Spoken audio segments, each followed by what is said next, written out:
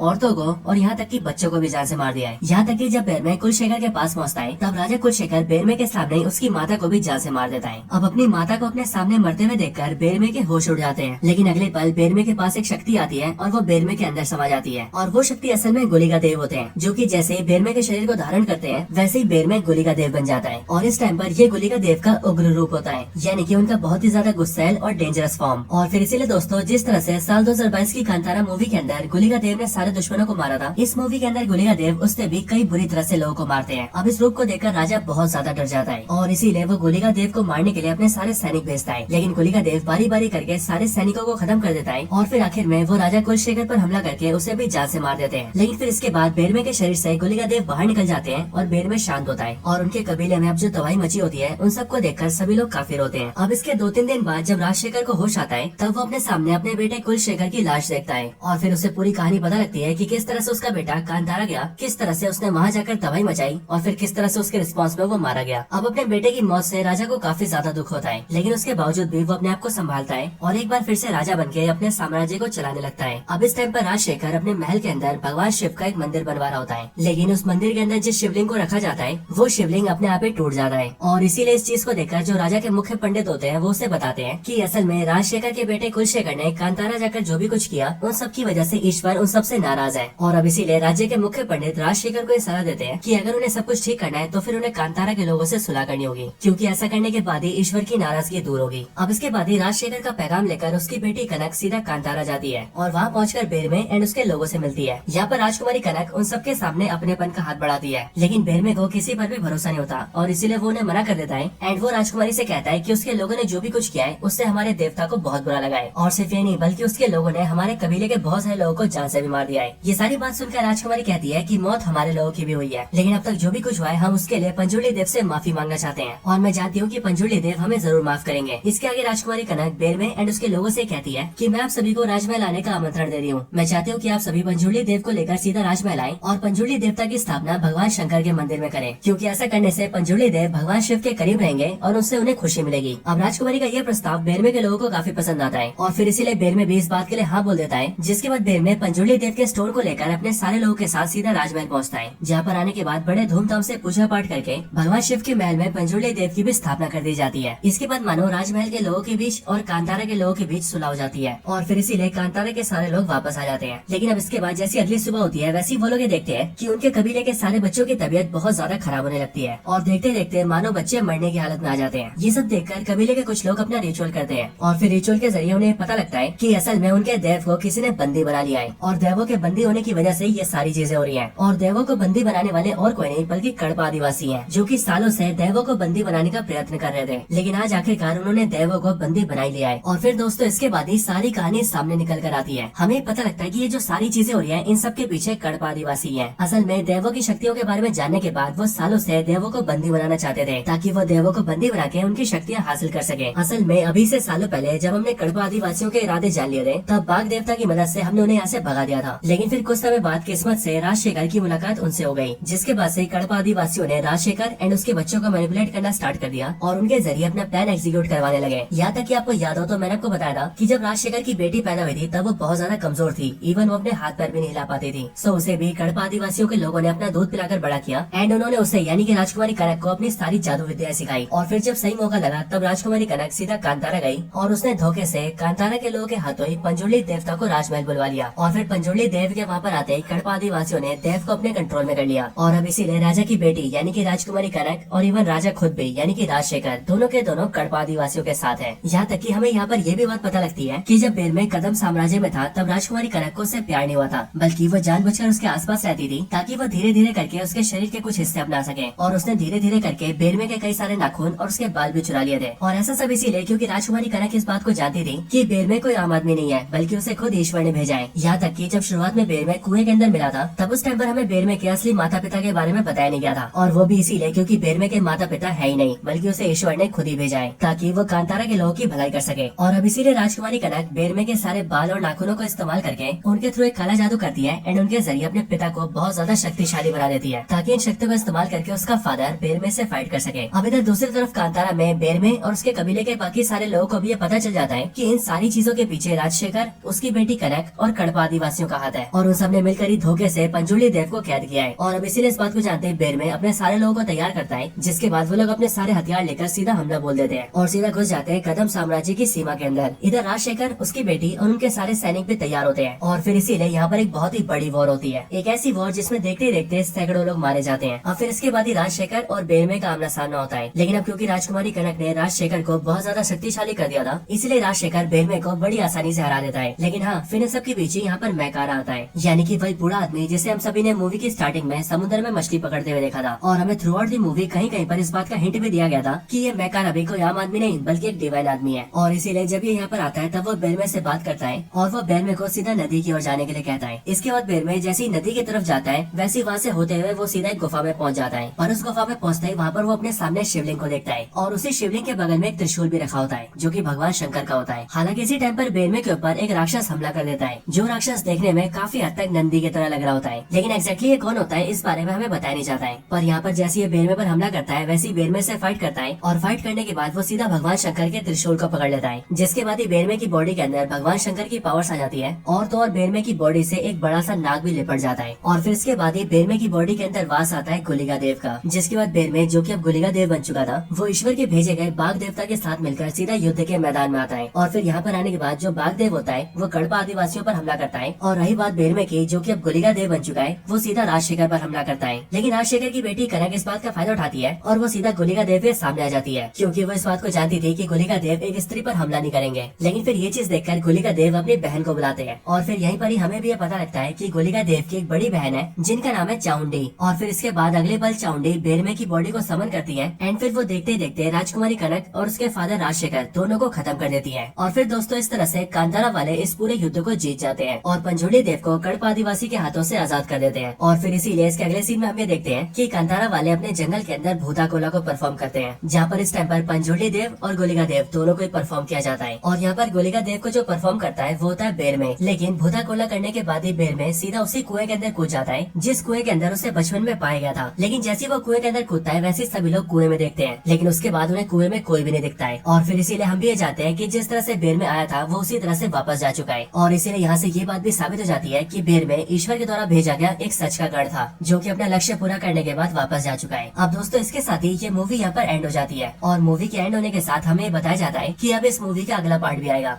सो दोस्तों यही थी वीडियो कांतारा चैप्टर 1 मूवी की स्टोरी के ऊपर। आपको इस मूवी की स्टोरी और हमारी वीडियो पसंद आई हो तो आप इस वीडियो को लाइक करना, कमेंट्स के अंदर मुझे इस बारे में जरूर बताना, कमेंट बॉक्स में कम से कम कांतारा तो लिख ही देना, और वीडियो अगर आपको ज्यादा पसंद आई हो तो वीडियो को शेयर भी कर देना। बाकी आप में से जिसने चैनल सब्सक्राइब नहीं किया वो जल्दी से चैनल को भी सब्सक्राइब कर लेना, ताकि आप इसी तरह से हमारे चैनल की सारी वीडियो सबसे पहले देख सकें। बाकी मैं आपसे मिलता हूँ ऐसी किसी और बेहतरीन वीडियो में, तब तक के लिए गुड बाय।